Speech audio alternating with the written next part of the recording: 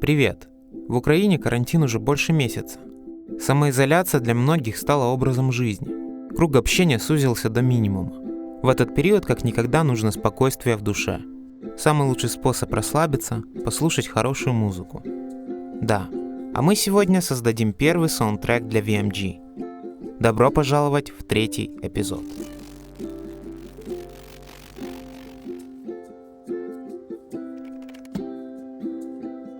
По-моему, самый клевый стиль для расслабляющей музыки – это лоу-фай хип-хоп или чилл-хоп. Его главной особенностью является то, что звучание этой музыки на первый взгляд плохое.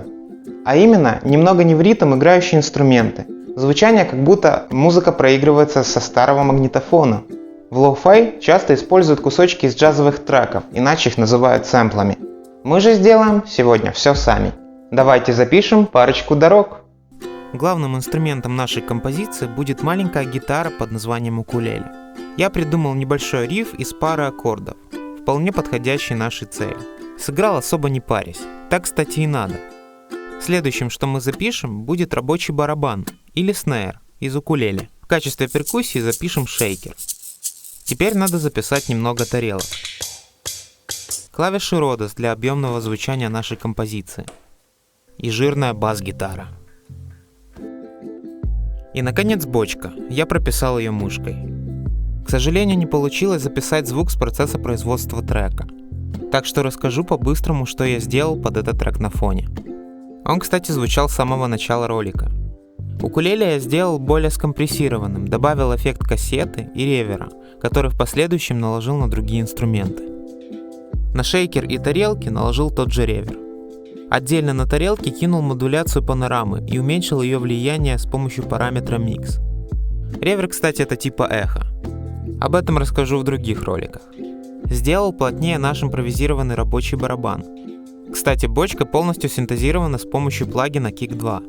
Подровнял первые доли в тактах всех инструментов, чтобы казалось более органичным в массе. Сделал эффект сайдчейн. Теперь, когда ударяет бочка, все становится мгновенно тише.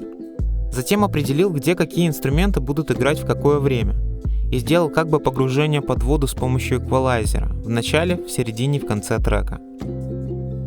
Напоследок в мастер-секцию накинул компрессор, сделав микс плотнее. Немного ухудшил звучание микса сатуратором. И в конце концов усилил звучание микса лимитером. Вот как-то так. Готовый трек выложу в скором времени на канал Locus Beats. Но нам еще предстоит сделать оформление для этого канала. Под этот трек хочется наслаждаться жизнью.